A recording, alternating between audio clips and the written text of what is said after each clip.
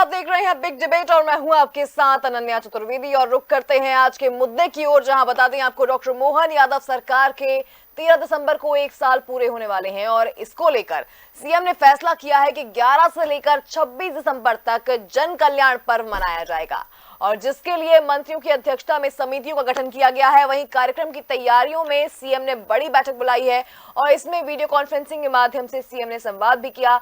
और बता दें आपको कि अब सरकार की क्या तैयारी है, कैसे ये पूरा पर्व मनाया जाएगा, डॉक्टर मोहन यादव सरकार के 13 दिसंबर से को जो 1 साल पूरा होने वाला है उसमें क्या क्या कार्यक्रम होंगे। बता दें आपको कि इस पूरे कार्यक्रम को लेकर अलग अलग आयोजन होने वाले हैं और इसमें पार्टी कार्यकर्ताओं की भूमिका रहेगी, विधायकों की भूमिका रहेगी, क्या कुछ होने वाला है प्रदेश में इस दिन, ये सब कुछ आपको बताएंगे इस खास रिपोर्ट में। उसके बाद बढ़ेंगे चर्चा की ओर। मध्य प्रदेश में मनेगा जन कल्याण पर्व। 11 से 26 दिसंबर तक होंगे आयोजन। मंत्रियों की अध्यक्षता में समितियां गठित। सीएम करेंगे वीडियो कॉन्फ्रेंसिंग के माध्यम से संवाद। सीएम डॉक्टर मोहन यादव रविवार को बड़ी बैठक करने वाले हैं, जिसमें वीडियो कॉन्फ्रेंसिंग के माध्यम से सीएम संवाद करेंगे। दरअसल 13 दिसंबर को सरकार का 1 साल पूरा होने वाला है, जिसको लेकर पूरे प्रदेश में जन कल्याण के आयोजन होंगे, जिसको लेकर सीएम तैयारियों की समीक्षा करेंगे। वीडियो कॉन्फ्रेंसिंग से होने वाली बैठक में संभागायुक्त, आईजी, कलेक्टर, एसपी, मंत्रियों के अलावा जिलों में स्थानीय जनप्रतिनिधियों को भी शामिल होने के लिए कहा गया है। मुख्यमंत्री जन कल्याण पर्व के दौरान गरीब, युवा, किसान और महिलाओं को लेकर 1 साल में किए गए कार्यक्रमों पर फोकस करेंगे। मुख्यमंत्री डॉक्टर मोहन यादव ने कहा कि 11 दिसंबर को भोपाल के साथ सभी जिलों में गीता जयंती महोत्सव का भव्य आयोजन किया जाएगा। इसी प्रकार ग्वालियर में 15 से 19 दिसंबर तक तानसेन समारोह आयोजित होगा। वहीं सीएम ने जन कल्याण पर्व के आयोजन के लिए मंत्रियों की अध्यक्षता में राज्य स्तरीय समितियां बनाई हैं। किसानों के लिए गठित समिति का अध्यक्ष कृषि मंत्री ऐदल सिंह कंसाना को बनाया गया है। युवाओं से जुड़ी समिति का अध्यक्ष नगरीय प्रशासन मंत्री कैलाश विजयवर्गीय को बनाया गया है, तो गरीब कल्याण से जुड़ी समिति का अध्यक्ष पंचायत एवं ग्रामीण विकास मंत्री प्रहलाद पटेल को बनाया है और महिलाओं से जुड़ी समिति का अध्यक्ष महिला बाल विकास मंत्री निर्मला भूरिया को बनाया गया है। ये सभी मंत्री पूरे प्रदेश में कार्यक्रमों से संबंधित रूपरेखा तैयार कर उसका क्रियान्वयन कराएंगे। 13 दिसंबर को सरकार के 1 साल प्रदेश में होंगे जन कल्याण के काम। गरीब, महिला, किसान, युवाओं पर फोकस। सीएम वीडियो कॉन्फ्रेंसिंग के माध्यम से देंगे निर्देश। तैयारियों की सीएम करेंगे समीक्षा। इतना ही नहीं, सीएम डॉक्टर मोहन यादव ने मंत्रियों को भी निर्देश दिए हैं कि अपने 1 साल का पूरा रिपोर्ट कार्ड जनता के सामने रखें कि उन्होंने अपने विभाग के माध्यम से क्या कुछ जनता के लिए काम किया। और सीएम मध्य प्रदेश में निवेश को लेकर भी लगातार काम कर रहे हैं। हाल ही में पिछले महीने 6 दिवसीय विदेश यात्रा पर भी पहुंचे थे। जर्मनी और यूके से 78,000 करोड़ से ज्यादा के निवेश के प्रस्ताव भी मिले हैं। सरकार के माध्यम से धार्मिक आयोजन भी कराए जा रहे हैं। Desk report, DNN। तो देखना होगा कि आखिर किस तरीके से ये पूरा आयोजन होने वाला है। साथ ही इस पूरे आयोजन को लेकर जो है पक्ष विपक्ष की बातें भी सामने आने लगी हैं। चलते हैं चर्चा की ओर, जान लेते हैं कि क्या कुछ होने वाला है इस पूरे पर्व के दौरान, 1 साल की क्या उपलब्धियां हैं और क्या सवाल यहाँ पर विपक्ष कर रहा है। हमारे साथ मौजूद है सचिन वर्मा जी, जो कि बीजेपी प्रवक्ता हमारे साथ ही हमारे साथ समर सिंह जी मौजूद है कांग्रेस से, और वरिष्ठ पत्रकार राजेश जौहरी जी हमारे साथ मौजूद है। आप तीनों का ही बहुत स्वागत है इस पैनल पर। सबसे पहला सवाल मेरा यहाँ पर सचिन वर्मा जी आपसे ही रहेगा, क्या कुछ आयोजन होने वाले हैं, किस तरीके से पूरी रूपरेखा तैयार की गई है? हेलो जी, हाँ सचिन वर्मा जी, आवाज पहुंच पा रही है आप तक? जी, थोड़ा सा कट कट के आ रही है जी, चलिए पीसीआर इस समस्या को थोड़ा सुलझाएं। सवाल मेरा ये है कि क्या आयोजन होने वाले हैं, क्या रूपरेखा तैयार की गई है इस पूरे पर्व की, 1 साल की क्या उपलब्धियां जनता के बीच लेके जाने वाले हैं? देखिए, भाजपा जो है इसे जन कल्याण पर्व के रूप में बनाने जा रही है और बीजेपी एक इकलौती ऐसी पार्टी है जो वादे और जो संकल्प करती है उसको निभाती है। जी, बीजेपी के वादे केवल मैनिफेस्टो का हिस्सा ही नहीं होते हैं और जो हम संकल्प जो लेते हैं उस संकल्प को हम पूरा करते हैं और उसके बारे में अपना एक रिपोर्ट कार्ड भी देते हैं। अब ऐसा कोई आपको वाकया या कहीं दूसरी सरकारों में कभी देखने को नहीं मिलेगा जहां पर कांग्रेस ने सालों राज किया है लेकिन कभी अपना रिपोर्ट कार्ड जनता के सामने रखा हो।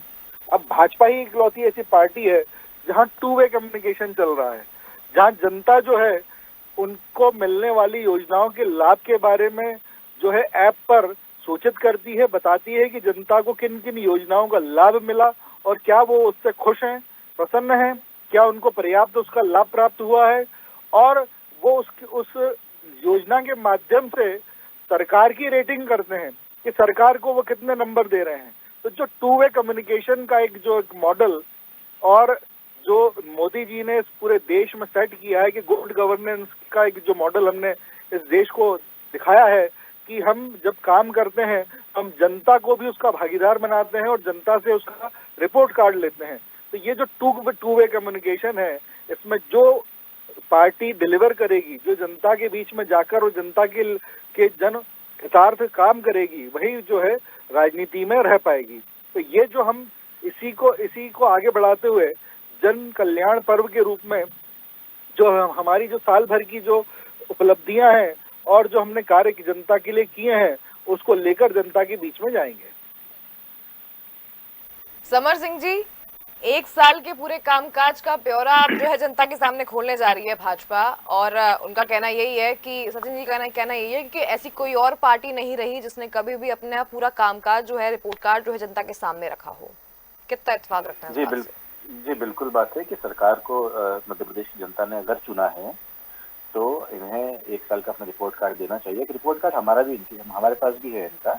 हर दिन जो है जो भारत के अंदर 86 जो है रेप के होते हैं, उसमें से मध्य प्रदेश के अंदर पिछले 23-24 के अंदर बलात्कार की संख्या है 3029, छेड़खानी 3049, शिशु जो बच्चों की पॉस्को एक्ट के जो मामले आए हैं वो 5951। हर दिन लगभग 18 मध्य प्रदेश में रेप हो रहे हैं। इनका रिपोर्ट कार्ड है। इनका रिपोर्ट कार्ड ये है कि एक वर्ष में इन्होंने उन 50,000 करोड़ रुपए का जो है लोन कर्ज लिया है। इनका रिपोर्ट कार्ड ये है कि एक साल में एक भी सरकारी वैकेंसी का नोटिफिकेशन जारी नहीं हुआ है। ये इनका रिपोर्ट कार्ड है जो इन्होंने युवाओं के लिए किया है। किसानों की बात करें, किसानों को इन्होंने जब वादे करके सत्ता में काबिज हुए थे तो उन किसानों के लिए भी इन्होंने कुछ नहीं करा है। जहां तक की बात है 2700 और 3100 रुपए इनके खुद के द्वारा कहा गया, इनके खुद के मैनिफेस्टो में कि हम ये जो है 3100 रुपए 2700 रुपए खाद धान और गेहूं का रेट करेंगे, वो उन्होंने नहीं करा। इन्होंने अपने मैनिफेस्टो में कहा कि हम सभी महिलाओं को, मध्य प्रदेश की कितनी महिला उनको 450 सिलेंडर देंगे, वो नहीं कहा। इन्होंने कहा कि 2 लाख रोजगार देंगे, वो इन्होंने नहीं करा। तो ये इनका रिपोर्ट कार्ड, ये क्या रिपोर्ट कार्ड बताइए। कांग्रेस पार्टी इनका रिपोर्ट कार्ड अभी 4 दिन के अंदर निकालेगी और हम तो रोज ही बोल रहे हैं कि बलात्कार कितने हो रहे हैं, रोज की घटना है ये। और रोज की घटनाओं के अंदर आप देखिए कि मध्य प्रदेश के अंदर मुख्यमंत्री जी के खुद के जिले और खुद की विधानसभा के अंदर लाइव रिकॉर्ड हुआ जो बलात्कार है वो हमने अपने आंखों सामने दिखा। दलितों पे होने वाले अत्याचार के अंदर मध्य प्रदेश के अंदर जो लगभग लेकिन समर सिंह जी, अभी वर्तमान की बैठकों को देखा जाए, वर्तमान के परिदृश्य को देखा जाए तो जिस तरीके से कानून व्यवस्था को लेकर बैठकें कर रहे हैं मुख्यमंत्री जी, मैं वही बताना चाहता हूँ कि भारतीय जनता पार्टी सिर्फ कार्यक्रमों के माध्यम से जो है अपने हवाई नाम चमकाते हैं। इतने सारे इन्वेस्टर सबमिट कर रहे हैं। कल नर्मदापुरम में भी शुरुआत हो गई है इन्वेस्टर सबमिट की, लेकिन पहले तो इन्हें बताना चाहिए कि इन्होंने इतनी इन्वेस्टर सबमिट करी, उसमें जो फल है वो कितना मिला। ये आपके एमओयू तो खूब सारे बता देते हैं, एमओयू के माध्यम से बताते हैं कि हमने इतना निवेश लाया। अरे निवेश दिख तो कहाँ रहा है, आप बताइए। मैं सचिन भाई से पूछना चाहता हूँ कि पिछले 1 साल के अंदर मुख्यमंत्री जी द्वारा आपके भारतीय जनता पार्टी ने कितनी सरकारी वैकेंसी निकाली, बताएंगे आप? परीक्षा पूर्व प्रशिक्षण करके एक कार्यक्रम चलता था जो कि व्यावसायिक परीक्षा मंडल इनके माध्यम से इनकी परीक्षाओं की तैयारी एससी ओबीसी गरीब तबके के लोगों के लिए होता था, वो तक जो है वो बंद हो गया। 1.5 साल से उसकी कोई सुध लेने वाला नहीं है यहाँ पर। चलिए, मतलब कार्य करा है, मतलब कई सारी बातें हैं आपके कांग्रेस के पास, विपक्ष के पास बोलने के लिए। आपकी इन्हीं बातों का जवाब भी, आप सवाल काफी कर रही है, जवाब भी ले लेते हैं ना इस चीज का। सचिन जी, जवाब दीजिए इन सब चीजों का, कानून व्यवस्था को लेकर, रोजगार को लेकर, एमओयू साइन हुए उसका क्या हुआ, किस तरह से जो है रिजल्ट मिल रहा है, जवाब दीजिए इन सवालों का। देखिए समर सिंह जी, ईपीएफओ अगर आप समझते हो, जो एम्प्लॉयज प्रोविडेंट फंड का जो अकाउंट होता है वो इस देश में 1,80,00,000 अकाउंट जो है हर साल खुल रहे हैं नए। और अगर आप जानते हो कि ईपीएफओ में अकाउंट किन लोगों का खोला जाता है, तो ईपीएफओ के अकाउंट जो है वो बताते हैं कि इस देश में कितने लोगों को रोजगार प्राप्त हो रहा है। यहाँ पर जब इस पूर्ववर्ती जो सरकार थी जिसमें शिवराज सिंह जी मुख्यमंत्री थे, तब शिवराज सिंह जी ने अपने हाथों से 90,000 से ज्यादा लोगों को जो है नियुक्ति पत्र जो है वो बांटे थे सामूहिक रूप से, और सार्वजनिक कार्यक्रम में जो है उसको बांटा गया था। और यहाँ पर विकसित भारत संकल्प योजना जो है उसकी हमने रैली निकाली, उसकी वो हम घर घर जो है सरकार के कार्यों को लेकर लोगों के साथ में सामने गए, जिसमें 2 करोड़ लोगों ने हमारे साथ सम्मिलित हुए वो, और 54 लाख लोगों ने फीडबैक दिया कि उन्हें जो है इन योजनाओं से लाभ प्राप्त हो रहा है।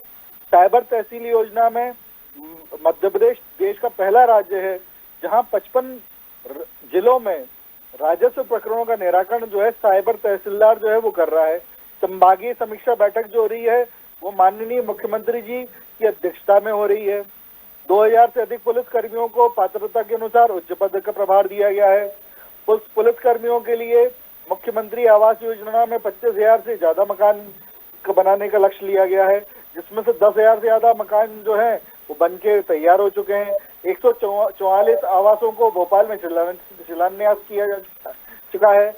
अब जैसे हमारे माननीय प्रधानमंत्री जी ने 4 जातियां जो बताई है, युवा, किसान, गरीब और महिला, हम उनके उन्नयन के लिए, उनके सशक्तिकरण के लिए कार्य कर रहे हैं। कांग्रेस की तो राजनीति जो है बांटने वाली राजनीति है, जहां वो हर व्यक्ति को, इस समाज को, सनातन धर्म को जातियों में बांटने का प्रयास कर रही है। यहाँ हम जो है लाखों करोड़ रुपए जो है लाडली बहना योजना में दे रहे हैं। लाडली लक्ष्मी योजना में जो है 34 करोड़ रुपए का जो है अभी तक जो है जो लाभार्थी हैं उनको बांटे जा चुके हैं। 170 करोड़ की लागत से खरगोन में क्रांति सूर्य टंटिया भीमा विश्वविद्यालय का उद्घाटन हो चुका है। सागर में रानी अवंतीबाई लोधी विश्वविद्यालय का शिलान्यास हो चुका है। गुना में तात्या टोपे विश्वविद्यालय प्रारंभ हो चुका है। आचार्य श्री विद्यासागर महाराज के नाम से सागर में आयुर्वेदिक मेडिकल कॉलेज खोला जा रहा है। 55 तो ये सभी उपलब्धियां आप जनता के बीच आप रखने जा रहे हैं। चलिए मैं आपके पास वापस लौटूंगी। इस पे एक प्रतिक्रिया मैं समर सिंह जी आपकी चाहूंगी, उसके बाद राजेश जौहरी जी आपके पास आती हूँ। इतनी वैकेंसी इस साल जो है सरकार ने निकाली, मध्य प्रदेश गवर्नमेंट ने कुछ नहीं बताया, और बीच में सनातन धर्म को कितने शातिर तरीके से उन्होंने अंदर घुसा दिया कि भैया सनातन धर्म की बात, अरे सनातन धर्म की बात ही नहीं हो रही है यहाँ पर भैया। बात हो रही है कि आपकी उपलब्धि, इनकी उपलब्धि और गिनाता हूँ मैं। इन्होंने एक हेलीकॉप्टर सेवा चालू करी थी एम्बुलेंस के लिए, और 4 दिन पहले प्रसूता की जो है गाड़ी नहीं पहुंच पाई, जो जननी एक्सप्रेस होती है, उसके कारण उसके बच्चे की, नवजात बच्चे की जो है मृत्यु हो गई है, और महिलाएं जो है वो अस्पताल की दहलीज पे जन्म दे रही है बच्चों को। और इस प्रकार की इनकी सुविधा है। इनका हेलीकॉप्टर पूछे कहाँ चले गया, वो जो गरीब लोगों को भी जो हेलीकॉप्टर के माध्यम से अस्पताल लेके जाने वाले थे। आप बताइए कि जो शहरी सेवा चालू हुई थी खजुराहो, उज्जैन, भोपाल और इंदौर को जोड़ते हुए, वो कब जो एयरवेज आपने चालू करी थी उसका क्या हुआ? आगे पाठ है, पीछे सपाट है। भारतीय जनता पार्टी के पास में एक ही मुद्दा है, फूट डालो, राज करो, और कुछ ना आए तो सनातन धर्म को बीच में जाओ। आपसे मैंने सिर्फ सिंपल सवाल पूछा जिसका जवाब सचिन भाई एक लाइन में दे सकते थे कि आपने पिछले वर्ष 2023-24 में सरकारी कितनी वैकेंसी मध्य प्रदेश में निकली है, उसका जवाब इनके पास में नहीं है। इनके पास में जवाब क्या है? इनके पास जवाब है कि ईपीएफओ के जो है खाते खोले गए। तो इस प्रकार से मैडम भारत के अंदर आपको याद हो तो ये मोदी जी ने भी खूब सारे खाते खोले थे। तो क्या सभी लोग जो भारत के करोड़पति होकर खाते मेंटेन कर रहे हैं लाख लाख रुपए से? नहीं कर रहे हैं। तो कुल मिला के बात भारतीय जनता पार्टी के पास में ढोंग ढकोसले और इवेंटबाजी और हवाबाजी के अलावा कुछ भी नहीं है। इतना विकास हो रहा है भारतीय जनता पार्टी के लोगों का हो रहा है, लेकिन आम आदमी का पेट जो है एक साल के कार्यकाल को समर सिंह जी समझ लेते हैं राजेश जौहरी जी से। राजेश जौहरी जी आपसे मैं जानना चाहूंगी, आपने कार्यकाल देखा 1 साल का। मोहन यादव जी अपने आप में जो है काफी पहले भी विभाग संभाल चुके हैं, एजुकेशन मिनिस्टर रहे हैं, उसके बाद अलग अलग सेक्टर्स पे उन्होंने काम किया। लेकिन इस 1 साल की उपलब्धियों की बात करें, जो ये जन कल्याण पर्व मनाने जा रही है भाजपा, इसको किस तरीके से आप देखते हैं? जो सवाल समर सिंह जी कर रहे हैं यहाँ पे अलग अलग सरकारी नौकरियों को लेकर, एमओयूज को लेकर, डेवलपमेंट को लेकर, वो कितने वाजिब हैं? देखिए नैना जी, एक बात ये है कि भाजपा हमेशा इलेक्शन मोड में रहती है, ये चीज तो समझ में आ जाता है। क्योंकि देखिए अभी भी इसको भी उसी तरीके से किया मतलब हो रहा है जैसा कि इलेक्शन की तैयारी हो। और एक अच्छी बात भी है, किसी भी पार्टी को हमेशा जनता के बीच में रहना चाहिए। और एक बात ये है कि जो रूलिंग पार्टी जो है वो तो अपने अचीवमेंट्स बताएगी, अपनी उपलब्धियां बताएगी, और अपोजिशन उसको क्रिटिसाइज करेगी, उसका जो उनकी कमियां है वो बताएगी। लेकिन सही रिपोर्ट कार्ड देने वाली सिर्फ जनता है, ना सरकार है ना अपोजिशन है। जी। सरकार के अपने इंटरेस्ट है, अपोजिशन के अपने इंटरेस्ट हैं। तो इसलिए ऐसे में जो चुनाव होते हैं वो बेस्ट प्लेटफॉर्म है किसी भी जो है सरकार की, उसने काम अच्छा किया या बुरा किया। तो वो तो अभी कोई चुनाव आ जाए, भले ही कोई पंचायत का या नगर पालिका, नगर निगम या कोई भी चुनाव आ जाए, उससे आप, या मंडियों का भी चुनाव आएगा तो समझ में आएगा कि क्या स्थिति बनती, ग्राउंड पे क्या स्थिति है। बोलने में कौन क्या कह रहा है इससे कोई फर्क नहीं पड़ता है। चुनाव अगर पार्टी जीत रही है इसका मतलब उसका काम ठीक है, और चुनाव में अगर जनता हरा देती है इसका मतलब काम ठीक नहीं है। एक बात तो ये है। दूसरी ये है कि जो अपना रोजगार जो है, रोजगार को मतलब पता नहीं क्यों सिर्फ सरकारी नौकरी से रोजगार को देखा जाता है, जबकि सरकारी नौकरियां दिन पे दिन और कम ही होनी है जी। ये तो और अच्छे एक कोई भी जो समाजशास्त्र को पढ़ने वाला आदमी है वो यही बताएगा, और होना भी यही चाहिए। क्योंकि देखिए आपने देखा होगा जी। जैसे ही सरकारी नौकरी में प्रोबेशन क्रॉस प्रोबेशन तक तो आदमी बहुत ईमानदारी से बहुत अच्छे से काम करता है, प्रोबेशन खत्म होते ही वो राजा बन जाता है, उसको मालूम है मेरा कोई कुछ नहीं बिगाड़ सकता। तो हम तो सरकारी नौकरियों को, एक बात तो ये हो गई। दूसरी बात ये है कि सिर्फ सरकारी नौकरी वाला बेरोजगार नहीं है, ये कहना ठीक नहीं है। क्योंकि देखिए रोजगार के इतने सारे ऑप्शन है। आप तो इंदौर में आप देखिए आजकल, पहले छोटी छोटी बातें हैं जो किनारे पे जो फूड कोर्ट वाले जो है जी। ना। राजेश जौहरी जी, यहाँ बात मैं इसी पे दो सवाल मेरे रहेंगे आपसे। एक तो पहली बात तो कि जो इन्वेस्टर्स समिट हो रही है, जो बाहर से निवेश आ रहा है, उसको लेकर कहीं ना कहीं डेवलपमेंट को लेकर, रोजगार को लेकर ही ये पहल की गई थी कि अब जो है मध्य प्रदेश में ही ऐसे सेक्टर्स खुल जाएं, ई कॉमर्स कंपनियां खुल जाएं, ऐसी कंपनीज आए जिससे जो युवा हैं, जो पढ़े लिखे हैं, जो बेरोजगार हैं, उन्हें रोजगार मिले। दूसरी चीज, सरकारी नौकरियों की बात की तो 1 लाख पद खाली पड़े थे, उसको भरने का फैसला यहाँ पर लेने के बाद भी ये समझ में नहीं आ रहा है कि ये सब तो ठीक है, लेकिन जो निचले तबके के लोग हैं उनके लिए क्या पहल की जा रही है अब? कहीं ना कहीं वो वर्ग तो अभी भी अछूता है ना। नहीं, वो बात तो देखिए, जब जो अपनी ये वाली बात हुई सरकारी नौकरी वाली, सरकारी जो 1 लाख जो वो भी ये वाले हैं जो बैकलॉग वाले पद बचे हुए हैं जी। और उसके लिए गवर्नमेंट को जितनी जल्दी कर देना चाहिए। क्योंकि देखिए जो सरकार को करना है वो तो करना ही चाहिए, लेकिन हाँ देखिए पुलिस वालों के घरों की स्थिति बहुत ही खराब थी।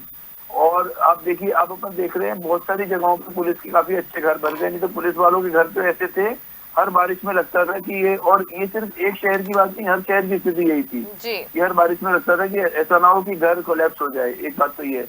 और दूसरा जो ये बाकी जो समर सिंह जी का कहना वो सही है कि इन्वेस्टर सबमिट करना इम्पोर्टेंट इतना नहीं है जितना इम्पोर्टेंट उसको धरातल पर उतरना है। एमओयू आप लाखों और सैकड़ों करोड़ की कर ले, सैकड़ों लाख करोड़ की कर ले, लेकिन अगर वो धरातल पे नहीं उतरता है तो चिंता की बात है। पर अच्छी बात ये है कि अभी पीथमपुर को अगर देखें तो एक अगर रिलायंस के डिफेंस वाले को छोड़ के और रामदेव वाले जो था उसको छोड़ के, क्योंकि जो रामदेव जो बाबा है उन्होंने तो फिर रुचि सोया को ले लिया, इसलिए वो जो दूसरा इन्वेस्टमेंट था वो नहीं हो पाया पूरा, क्योंकि उन्होंने एक्वायर कर ली कंपनी।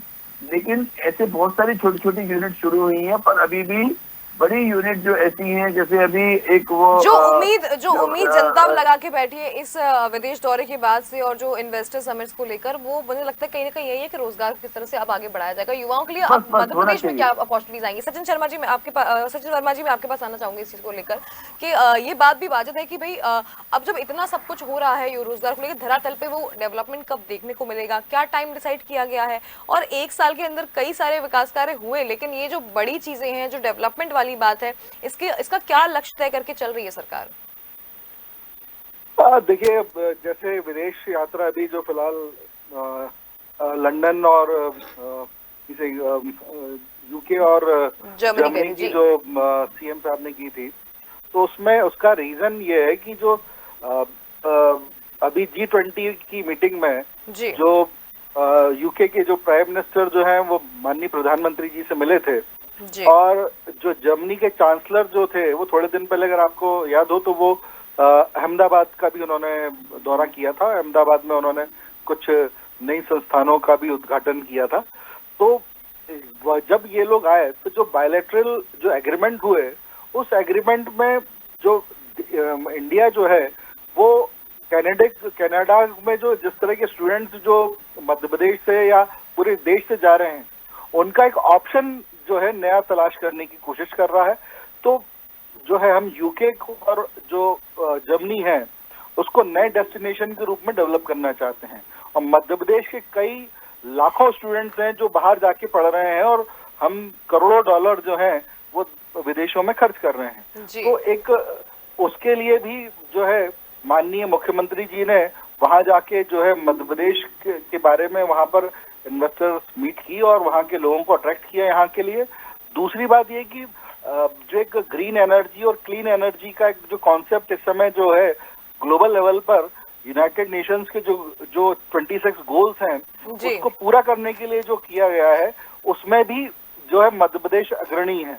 मध्य प्रदेश में जो है एशिया का सबसे बड़ा सोलर प्लांट है और देश का जो है दूसरा सबसे बड़ा सोलर प्लांट जो है लगने जा रहा है।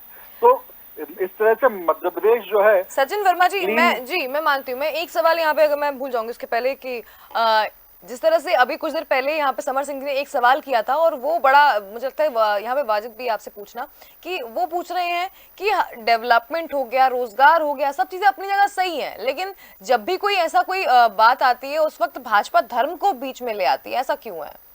इसके पहले के मुद्दे से भटक जाऊं मैं ये सवाल जरूर आपसे पूछना चाहूंगी, इस पे जवाब दीजिए जरा। देखिए ऐसा है कि हम धर्म और राजनीति को एक दूसरे का पर्याय समझते हैं और हमारा ये मानना है कि अगर धर्म के रूप में अगर हम ये जैसे आप अगर भगवान के दर्शन क्यों करने जाते हैं मंदिरों में, हम इसलिए जाते हैं कि ये भगवान हमको ये शक्ति दें कि हमारे हाथों से, हमारे मुंह से, हमारे शरीर के अंगों से, हमारी इंद्रियों से कोई भी बुरा कार्य ना हो पाए। इसलिए धर्म का उपयोग जो है राजनीति, धर्मम रक्षति रक्षतः। आज आप अगर सुप्रीम कोर्ट के लोगों को देखिए या आप जो है लोकसभा के लोगों को देखिए तो आपको हर जगह धर्म दिखाई देगा। तो आप धर्म को जो है इस देश की राजनीति से अलग नहीं कर सकते हैं। सिर्फ तुष्टीकरण के कारण कांग्रेस जो है धर्म को हमेशा टारगेट करने की कोशिश करती है। धर्म क्या सिखाता है? धर्म तो ये सिखाता है कि चाह रही थी आपसे, मैं इसी सवाल को लेकर समर सिंह जी मैं आपके पास आती हूँ। आपका आरोप रहता है हमेशा कि भाजपा धर्म को लेकर आती है। अगर धर्म को लेकर आती है तो आखिर धर्म को टारगेट किया जा रहा है या फिर आप आरोप किस चीज का लगा रहे हैं कि अगर वो धर्म के ऊपर काम कर रहे हैं? क्योंकि देखिए ये बहुत लंबे समय से इस बात पे बहस होती आ रही है कि राजनीति में धर्म को लोग लेकर जो है, सनातन को लेकर जो है आगे बढ़ाया जा रहा है, लेकिन अगर आगे बढ़, संस्कृति तो आगे बढ़ रही है, आपको आपत्ति किस चीज में है? समर सिंह जी, देखिए धर्म का जो उपयोग है वो राजनीति के लिए नहीं होना चाहिए। आप छोटा सा उदाहरण देखिए कि धर्म के पर की सत्ता चलने वाले देश कौन कौन से हैं आप बताएं। तालिबान है, अफगानिस्तान है, और साइंस और टेक्नोलॉजी चलने वाले देश है अमेरिका और जापान है। तो मैं आप सबसे पूछना चाहता हूँ कि आप देश को तालिबान बनाना चाहते हैं, अफगानिस्तान बनाना चाहते हैं या अमेरिका और जापान बनाना चाहते हैं? समर सिंह जी, लेकिन ये तो सही नहीं है। भारत में रहते हैं हम, आप तुलना इस्लामी देशों से मत कीजिए। अरे मैं तो अमेरिका से भी कर रहा हूँ मैडम, वो नहीं दिखा आपको? मैं तो जापान से भी कर रहा हूँ, मैं चीन से कर रहा हूँ। चलिए, तो कौन सी जो पार्टी धर्म के नाम पे आती है? धर्म के नाम पे वो लोग आते हैं जिनकी जो है जड़ें खोखली होती हैं, तो लोग वो धर्म का डर दिखाकर वोट हासिल करते हैं, ये वो लोग हैं। आप मुझे बताइए कि धर्मो रक्षते रक्षता, तो वो जो वाक्य है वो सभी के लिए, हम भी हिंदू हैं और हमारी पार्टी में करोड़ों हिंदू होंगे, लेकिन क्या है कि हम उस जो हिंदुत्व है उसका झंडा ऐसे नहीं उठाते कि हम उस पार्टी का उपयोग कर लें। दूसरी बात, जहां तक की बात धर्म की आप कर रहे हो, जिस धर्म की आप बात कर रहे हो, धर्म को आप स्वयं लोग नहीं मानते। कई हमने इंटरव्यू ऐसे देखे जहां पर हम अगर उनसे पूछ ले कि भैया पहला श्लोक कौन सा है ऋग्वेद के, तो नहीं बता पाते लोग। अभी हम पूछना नहीं चाहता सचिन जी से, लेकिन हाँ इस प्रकार की समस्या है। सनातन धर्म के आड़ लेकर इन्होंने सिर्फ सत्ता का जो है काटी है, इसके अलावा कोई कार्य नहीं करा है। और जहां तक बात है, धर्म कभी भी खतरे में नहीं है और हम चाहते हैं कि इस विश्व का हर आदमी अपने धर्म को पालन करे और उसको उस चीज की चलिए मैं इस चीज पे एक प्रतिक्रिया में लेना चाहूंगी यहाँ पे सचिन वर्मा जी से। धर्म की बात आप कर रहे हैं, बिल्कुल। मैं सचिन वर्मा जी आपसे ही जानना चाहूंगी कि वो समर सिंह जी यही कह रहे हैं कि भाई धर्म का, हिंदुत्व का झंडा लेकर आगे क्यों बढ़ना है, पार्टी को ऐसे आगे क्यों बढ़ाना है? और वैसे भी भारत सेक्युलर देश है, सारे धर्म हमारे यहाँ रहते हैं, हम एक साथ मिलजुल के रहते हैं, भाईचारे के साथ रहते हैं। तो फिर हिंदुत्व, सनातन और हिंदूवादी, ये अलग अलग शब्दों को आगे ऐसे क्यों लेके जाया जा रहा है कि हिंदुओं को अलग कर दिया जा रहा है, इसी को देख के डराया जा रहा है? मैडम, हम तो सारे विश्व की कल्याण की बात करते हैं जी। जो सनातन धर्म क्या है? सनातन धर्म तो पूरे विश्व की कल्याण की बात करता है।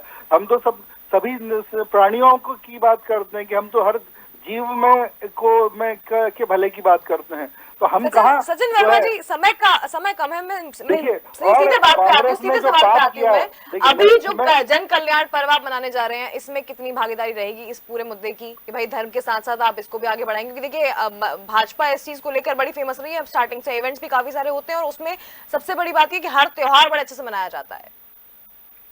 बिल्कुल, देखिए आज हमारे जो संविधान की जो नींव है वही धर्म है।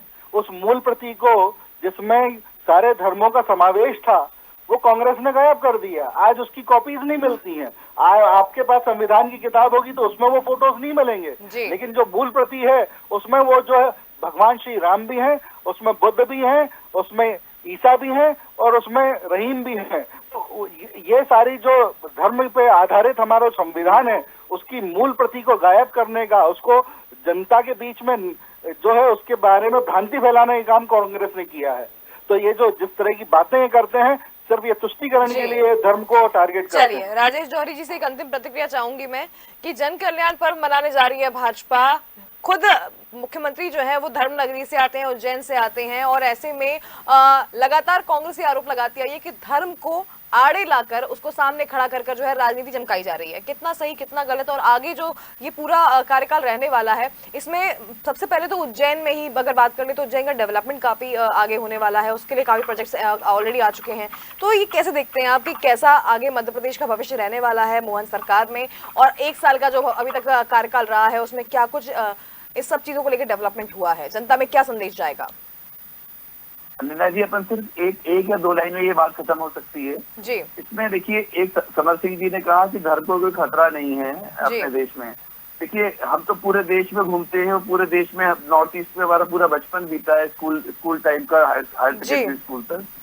आप देखिए, बंगाल के 8,000 गांव हिंदू विहीन हो चुके हैं। आप कह रहे हैं आज पूरा मेघालय, और 47 में ये स्थिति नहीं थी मेघालय की जो आज स्थितियां हो गई हैं, जो पिछले 20-25 सालों तक हो चुका है जी। उसके बाद मेघालय मिजोरम पूरे तरीके से, अपन किसी धर्म की बुराई नहीं कर रहे हैं, पर जो मूल संस्कृति थी वो खत्म हो गई और दूसरे लोग आ गए। अपन वो गलत हुआ सही हुआ, दैट इज डिफरेंट, है ना। दूसरी बात ये है कि धर्म क्यों इम्पोर्टेंट है, आपको ये बताते हैं कि एक सरकार एक एक्ट लाई, वक्फ बोर्ड का एक्ट लाई, जिसका खूब बहस चल रही है, जो ऐसी पावर देता है उस पार्टी को कि वो किसी भी जमीन को क्लेम कर सकती है। वो किसी भी जमीन को क्लेम कर देगी। अब लड़ना आपको वक्त के कोर्ट में जाके पड़ेगा। और दूसरा, प्लेसेस ऑफ वर्शिप एक्ट आया कि आप 47 के बाद जो उस समय हो गया था उसको मानना पड़ेगा, और कश्मीर को उसको बाहर कर दिया। कश्मीर को बाहर इसलिए किया गया क्योंकि कश्मीर में दूसरे तरह की वो प्रॉपर्टी थी, रिलीजियस प्रॉपर्टी। तो इसलिए धर्म की बात, मुझे लगता है राजेश जौहरी जी, ये तो खैर राजनीति से धर्म को जोड़कर शुरू से ही देखा जा रहा है। देखिए, जातीय राजनीति तो यहाँ सभी करते हैं, अलग अलग धर्मों की राजनीति भी करते हैं, लेकिन ये कितनी सही कितनी गलत है, इसको एक मुझे कहीं ना कहीं कोई थिन लाइन होनी चाहिए समझने वाली। समय का अभाव है, यहाँ पे माफी चाहूंगी मैं आपसे। सचिन वर्मा जी, साथ ही समर सिंह जी, बहुत मजबूती से आप दोनों ने अपनी बात रखी, बहुत शुक्रिया। राजेश जौहरी जी, आपका बहुत शुक्रिया, बहुत बेहतर तरीके से आपने पूरा एनालिसिस किया। और बिल्कुल देखना होगा कि ये एक साल जहां पे अलग अलग डेवलपमेंट प्रोजेक्ट्स पे बात हुई, अलग अलग तरीके से बात हुई, और भाजपा में जिस तरह से लगातार काम हो रहे हैं, इन्वेस्टमेंट समिट को लेकर हम बात कर लें, चाहे डेवलपमेंट को लेकर बात कर लें, चाहे धर्म नगरी को लेकर बात कर लें, चाहे मध्य प्रदेश में अलग अलग मंदिरों के जीर्णोद्धार की बात कर लें, तमाम तरह के सारे प्रोजेक्ट्स पे काम चल रहा है। लेकिन इसी बीच जो है कई सारे आरोप भी विपक्ष लगा रहा है। अब ये आरोप जो है वो किस तरीके से, अब कितने बेहतर तरीके से दोनों पार्टियां जो है अपना संदेश पहुंचा पाती हैं जनता के बीच, क्या विपक्ष गलतियों को या खामियों को जनता के बीच रख पाती है, या फिर जिस तरह जन कल्याण पर्व में बात हो रही है कि उपलब्धियों को जनता के बीच रखना है, वो कितना बेहतर भाजपा कर पाती है, ये देखने वाली बात होगी। फिलहाल समय का अभाव है, इस चर्चा को विराम देते हैं। बहुत शुक्रिया और आप देखते रहिए DNN। मुझे दीजिए इजाजत, नमस्कार।